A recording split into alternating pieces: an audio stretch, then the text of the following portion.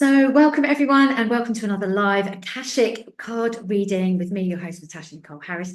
Today, I'm going to be pulling from the Goddess Power Oracle card deck, which is one of my newer decks. I love, love, love this card deck. So if you are watching live, then say hello. Let me know where you're watching from. If you're joining me for the recording, then welcome. Whenever you receive this wisdom, it is going to be perfect. So this is just a short time for you to be able to come into presence, come into the moment, and ask for some wisdom and guidance from the cards, from your higher self. What is it that you would like some help and guidance around from your soul, from the higher perspective, from your Akashic records? We are always working in connection with our Akashic record. And for me, our Akashic record is an energetic reflection of who we are in the physical. So there's the energetic reflection of us, and we are a physical manifestation of everything in our Akashic record. So for those of you that don't really know much about the Akashic records, they really are truly a window, a channel, a portal into receiving wisdom and guidance from our soul. And then we have access to all other dimensions as well. So we're receiving wisdom and guidance through our Akashic guides, spirit guide team, universe, source, and other beautiful guidance systems that are available to us. And there are infinite numbers, but our Akashic record really supports us to build trust and communication and the channel to our soul. We all have the wisdom within us. There is nothing that we are not. We are beautiful, unique beings, but we are vast and infinite. And when we remember how vast and infinite we are, we really truly reclaim our power. We have so much power within us, but for most of us, we have forgotten. Hi there from India, Akasha. Hello, lovely to have you here. But we are coming back to remembering how truly powerful we are. And for me, this is the huge part of my work with my one-to-one clients, with my groups, my circles, people who come and have readings with me from their Akashic records. It really is about remembering who we are, remembering the power that we hold within us, because we are infinitely powerful, and yet we have forgotten how to be powerful. We fear being that powerful, being able to manifest and create anything we truly want and what we truly desire, because who are we then in that space? Yet it's something we all truly desire. I mean, who here wants to be better at manifesting, a better creator, having all the abundance and the joys and the wonders of life that we are here to experience? Yet when we truly start to receive it, we start to have fear around it. We start to hold ourselves back. The fear comes in, the memories of don't be too big, don't be too loud, don't be too powerful, don't be too wealthy, don't be too, you fill in the blanks. And so for us, for me, for those of us that working in the Akashic record, this is really about tapping into our infinite wisdom, our infinite guidance. And through the cards, when we ask a powerful question, when we ask something that we really truly want and we desire, we can get a glimpse, an understanding, some guidance around what's getting in our way. How are we holding ourselves back? How are we holding ourselves small? And giving ourselves permission to shine a light on it. To say, do I now choose to walk past this? Do I choose to allow this to no longer be part of my resonance? Who I am? Am I going to release it from every cell in my body? And this is for me around why my program is called the Embodied Soul, because every cell of our being is vibrating at a frequency that holds the key to what we want to release. And so when we understand that through the wisdom we receive, through the cards, through the guidance, through listening to our own intuition, tapping into the channel of our own Akashic record, we release what's holding us back. And then our cellular being, every cell in our being can be light. We can allow more light in, and we can start to be more of ourselves, more powerful, more in frequency and vibrational match to what we're calling in. And that's when we find our power. That's when we truly can release what's holding us back, and we can shine more of our light. We can start to be more of who we are without apology, being unapologetically us. And this is really beautiful. Anyway, so if you've got a question about the Akashic Records, pop it in the comments below. But for now, what I really want you to ask yourself in a moment, that's great. I'm glad you felt that. It was amazing. Sometimes these things just come through. There's a message that needs to come through. They're always slightly different at the beginning of these. You're so welcome. Just like messages that want to come through. This is the channeling. This is allowing us to really connect. So before I come on here, I just connect very, very quickly. We don't have to sit in meditation for an hour before. I sit, I connect, I bring in the Akashic Records, I bring in my Akashic Records, I bring in the collective Akashic Records. And what we want, what does the collective want to hear now? What does the collective want to, what are we ready to hear? What are we ready to release? And so I want you to come into a moment of presence. If you're able to, just to take 3 nice deeper breaths, really come into the body, really feel the body, recognize what the body is feeling right now. Are you feeling tension somewhere? Are you feeling anxiety somewhere? Stress, pain, discomfort? And as you breathe into that and recognize it, just acknowledge it, send it love. I'm sending it love for you. Let's call in more love. It's okay to feel those things, have those feelings, have those emotions, physical, emotional, spiritual. Perhaps you're feeling uncertainty. Perhaps you're not sure about something. It's always there to show you something, always there to guide you around something. So what would you like a little bit of wisdom and guidance around that thing that's showing up for you right now in this moment of a few breaths that you're witnessing, that you're recognizing, that you're bringing awareness to, shining a light on? And a powerful question to ask of your soul is, what can I do? What do I need to know? What is in my highest good right now around this? And we're going to receive some wisdom from the cards. Just a moment, just to really tap in. What's your question? Perhaps there's something that's been bothering you for the last few weeks, last few months. It's about a relationship. Perhaps it is around money. Perhaps it's around your business, your mission. So be specific, Nish. What do I need to know about X? You don't have to share that with me, but for you in your own mind, what do I need to know about X, to release X, to manifest X, to bring this into my experience? What will support me? You're welcome. So, just going to pull a card. Anyone else wants to share? I'm always happy to. Right, this one is poking out. So as I said earlier, these are from my Goddess Power cards. So if you're watching on Instagram, it's actually backwards. They've removed the filter, which is very annoying, but it flips the screen so people can read it backwards, but it's Goddess Power. And this is Sophia, Divine Wisdom. Wow, look at her third eye, look at that radiating out of her crown chakra, but her whole aura is lit, is a flame of light, the power that we were talking about.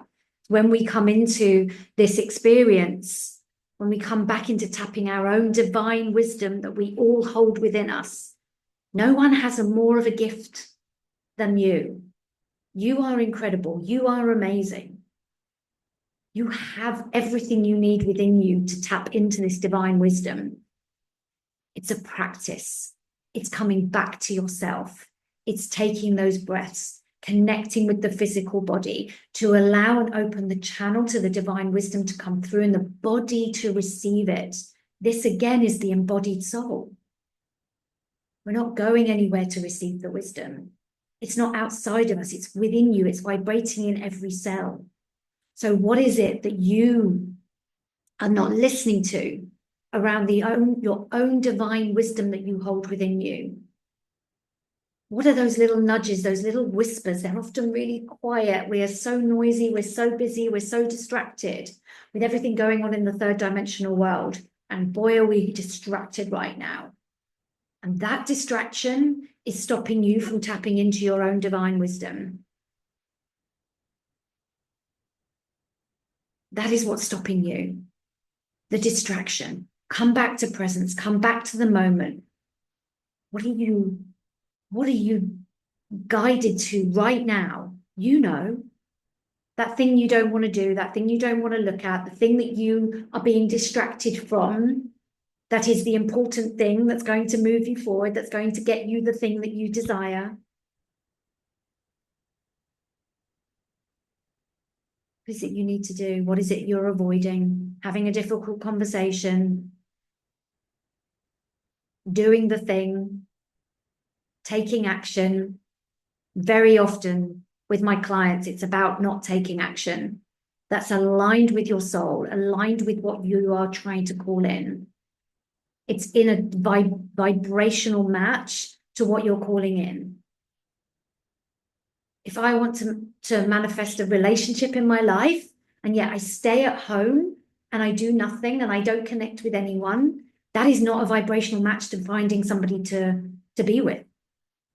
Are you going out? Are you speaking to people? Are you doing the difficult thing? The thing that you, not the thing that you hate doing, but the thing that's difficult, that you know will create the magic on the other side. Nish says that's what I'm struggling with, not taking action. It's what most of us don't do, because we want to think that if we put our attention in the energetic world, that the energetic world will manifest it for us. And we absolve and give away our responsibility, our power, and our autonomy. When we come back into listening to divine wisdom is always whispering us, do the thing. Go do this, go be in nature, go take a break, go speak to this person, call someone. It's all about being in action, divinely guided action. This is where the beautiful yin, the beautiful union of divine feminine, the divine wisdom, meets the sacred masculine in the third dimensional physical realm. This is where that happens. It's when the author connects to the beautiful divine wisdom and picks up the pen and starts writing the novel. The novel will not write itself. The nudge is go be in nature, go write a chapter, go do this and write this. Take notes to start with, fill out the plot. It's when the artist picks up the paintbrush and goes and buys the easel and the canvas and starts creating. It comes and sparks from divine wisdom. We have to be willing to show up and say to divine wisdom, I'm willing to be an active participant in this creation. Thank you for the wisdom. And it's what most of us are not doing. Someone asks, I'm not sure what your name is from your handle, if you want to share your name. Will we be guided when the time to take action is right? If we listen to divine wisdom, what we're often doing, great question, I love this question, a very important question. Very often what we're doing is we're receiving the information when the time is right, but we are not taking action and we are not meeting it in the frequency of the third dimensional action. And so the time passes, the inspiration wanes, and we go, oh, but it wasn't the right time. Oh, well, it's past now, so it mustn't have been right. And I know I've done this. I know I still do this because it's not convenient for me to listen right now. Yet my guides are more playful and they are very, very encouraging when I'm not listening. And when I choose to be too busy and I know I'm too distracted, they get a bit louder because I have a very, very strong connection. A very strong connection. And it's like, I will not let myself get away with it. This is the relationship I have with myself and myself. I won't let myself get away with it. So I hope that answers the question. We are always being guided. It's like, but we are choosing to ignore it. What we can do instead is say, I choose to listen. This is a really powerful way to do this. I choose to listen, and I'm going to choose whether I take action or not. We then are taking action because we're saying, okay, I hear this, but this is not the right time for me right now, but I listen to it and I will take action. Or we will be like, no, this really is the time to take action, in which case I'm going to take action right now. So we have to support that channel and communication, and we have to delve into trusting it. We have to set our intentions for what we want to create. We have to lean into trust, and we have to be playful with it, and we have to be willing to take action. Now, my Akashic channel is a 3-part transmission that really supports you to get deeper into the understanding of this.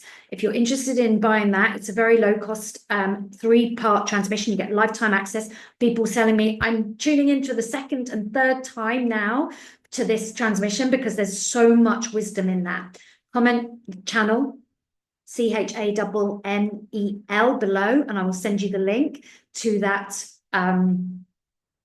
program. It is potent. There are 3 activations in there to support you to opening the channel to your own Akashic record. It really is beautiful. Hey Lucas, how to train these body and mind sensitivities without living in the limbo of connection and psychosis? Hey, good question. I don't feel, okay, so there's a lot in that question. So I'm going to break it down. Channel CHANNEL. It's an automated thing. So if you type it, Nish, or I'll write it down. And if you don't get it, send me a DM.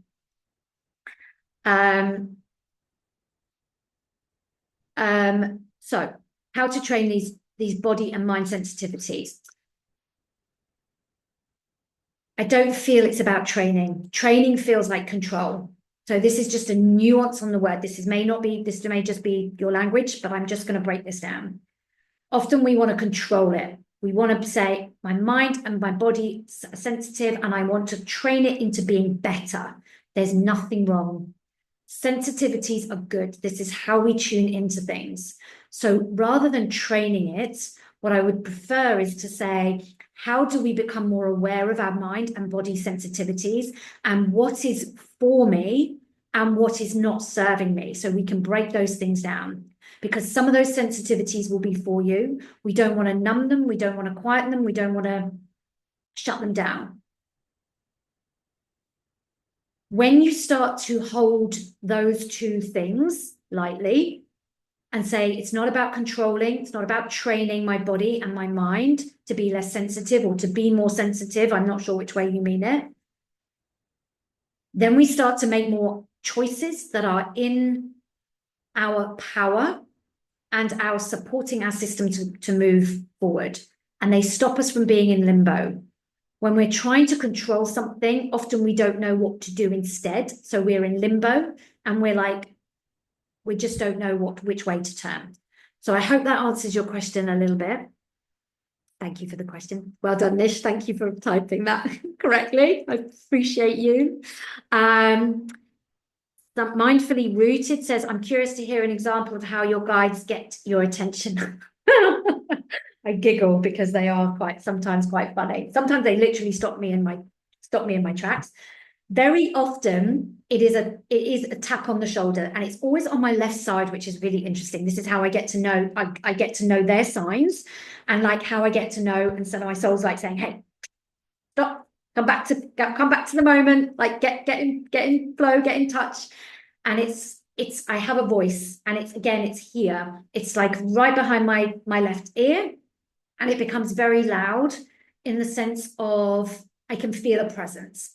I'm not necessarily clairaudience, though sometimes I am, but sometimes I can just get a sense of somebody trying to say something. And when I just take a breath, and I'm like, okay, there's something coming through. Like stop. And when I stop and when I slow down, then I get much more in connection with my with my intuition and I hear the steps. And it's like an inner dialogue. It's like a dialogue. I'm having a dialogue with my higher self. I'm like, yeah, not now, not now. And they're like, hello, yes, now. And then it's just this constant little, either a tap or a little presence here. But for everyone, it's different. My practitioners who do my practitioner course, they develop throughout that practitioner course different ways of hearing things and receiving things. So when I'm channeling for clients, it's very different. It's like, and then I have to stop because I'm trying to translate. It's very much a dialogue that's coming through, and words have a frequency. So thank you for that question. It is interesting, and it's something that you have to practice at to get good at. That was a nice giggle, yeah, because they're giggling. They always giggle with me. So yeah, so it's really beautiful. Where did the card go? Was it here? Yeah, divine wisdom. It's really is very beautiful when we tap into this, but it really does take practice and patience and presence. Presence gives us the practice and patience, and not being in judgment of it. Mindfully rooted. Thank you. That was great explanation. Mine come from behind me on the right side. So yeah, so it's all different, and trusting that there is no right and wrong way. I also believe that people ask me, well, how should I receive the Akashic records? I'm like, you're unique. Your guides will show you your Akashic records in your own unique way. Most people look at it as a library, as a place. I feel it's vast, it's infinite. It's like, it is whatever it is to you, and we have to build that trust. So many people say, but it's not, I don't get it the way other people get it. Mine feels like this, it feels wrong.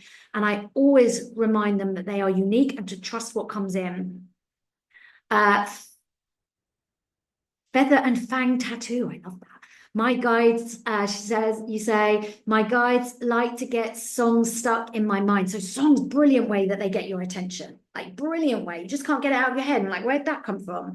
They want your attention. And it might be that the tune is really relevant to what they're trying to convey to you, or it has nothing to do with it. It's just a way to get your attention, to say, hey, stop, we have something to say, especially when the lyrics are very fitting for the moment. So there you go. So you get it through the lyrics. But some people I know get it through songs, but it's just to get their attention. The song actually doesn't mean anything. So again, it can mean anything. Lucas, I think, is it Lucas? Hello. Thank you for your answer. I've had several conscious downloads over time while giving psychological help. I know we can feel it if the energy is positive and negative, but what about when it's overwhelming? So again, this is a boundary thing. This is a really, really good question. I'm loving the questions that are coming through. Thank you for these. This is a boundary thing. Overwhelm is like we are not in control. We're not, and I talked about not being in control earlier, but like as a boundary. So when it's overwhelming, when it's too much, what I say to my guys, say, hey, stop. Like, this is too much. I can't translate this quickly enough. Just slow down. Like, so I'm taking the reins and I'm saying, right, I need this in a way that supports me, supports my client, supports the person in front of me. And so now I have a very, very good understanding, because I've been doing this for years with my guides, with my channel, to be able to receive the wisdom and the guidance and the channel in a way that supports me to uphold my energetic field that is always supporting me, and I can hold space for the client when it's a positive measure or it's something challenging that they need to overcome. So something I've been told from client after client is that the way I hold that space is so powerful, because I don't let them get overwhelmed, because I'm not getting overwhelmed. I have a very good relationship, which is something I've developed. It's like any friend, your higher self, your soul self, is a relationship that you want to nurture, and you want to have a very, very strong understanding. Boundaries are key. Sometimes it's like, hey, this is too much. Can't do this. This is not how this relationship is going to work. And you can have that relationship with your soul and your guides and the angels, in a sense that some negative energies can be strong, so it can trick the senses. So again, if nothing is positive and negative, it just is information. We assign whether it's positive or negative. And when we feel it might be challenging, then we go, it's going to be negative. So it actually is just information. And how we translate that information, so my guides really help me and support me to translate that information in the highest good of all, to support my boundaries, to support my energy, but also more importantly, and equally importantly, the boundaries, like the energy of my client, to support them to receive that. So this is something I teach in my practitioner course, because it's so key to being a powerful practitioner who is energized by your sessions, not depleted. Because sometimes when we're dealing with past life emotions and past life experiences, they can be quite difficult to hold, because they are based in what we have to release that's not serving us, and they're not supporting us. So by that notion, they are considered negative. But when we understand how we're doing that, and in my practitioner course, I really support my clients in our Q&As, in our expansion circle, to really understand how to do that. And we have a safe space for us to explore how that is. Metatron and his reminders to be present. Presence is like such a big part. I'm doing a 90-day presence exploration with myself. I was going to say challenge. It's not challenging. It's just, it is something I'm committing to myself. 90 days, 15 minutes a day to sit in presence, whatever that might be, watching that my mind wanders and going, oh, that was challenging, or sitting in presence and being really present. Presence is an absolute key cornerstone of all my work and what I teach in all my programs as well. I go into that in the channel as well. So, oh my goodness, what a beautiful, beautiful live session here. Listen to what's coming through your divine wisdom. Tap into that energy. Be present with it. Allow it to come through. Ask it. What is it? What are you showing me? What do I want to do? And choosing consciously, being in your power, not following things blindly, doing things from a space of, wow, this is exciting. This is curious. I'm challenged in this. This feels kind of challenging. This feels like it might challenge me to do it, come out of my comfort zone, but I'm going to try it. I'm going to see where it leads. Curiosity. So that's the relationship we want to create with ourselves, with our higher self. Thank you so much for watching. I've really appreciated. What are you hoping to learn from your 90 days? Oh, thank you for that question. To deepen my practice, patience has been something, I'll just end on this. Presence has been something I practiced for 20 years, because it has been a huge part of my very initial training as a mindfulness coach. And presence is key. And I have been invited, this was one of the nudges that I have listened to a few weeks ago, was like to deepen my practice, to go back to the basics, to really deepen my understanding, my awareness of presence. So what I'm actually looking to learn from that 90 days is to go back to the basics, to see what else I can learn from it, what else I can discover about it for myself, what else it can bring me, how I can deepen it, and how it can allow me to expand. So thank you for that question. I hope that answers it. Hi, it's lovely to see you here too. So divine wisdom, I will see you all again next week. I was a little bit late to the party to this today, usually here 4 p.m. UK time on Monday. If you'd like to know about my practitioner course, comment Embodied Soul. Or if you would love to know more about the Akashic channel and the 3-day transmission, comment channel below. And I will see you all again next week for a little bit of fun with the Akashic records and the divinely guided wisdom of the cards. Bye for now.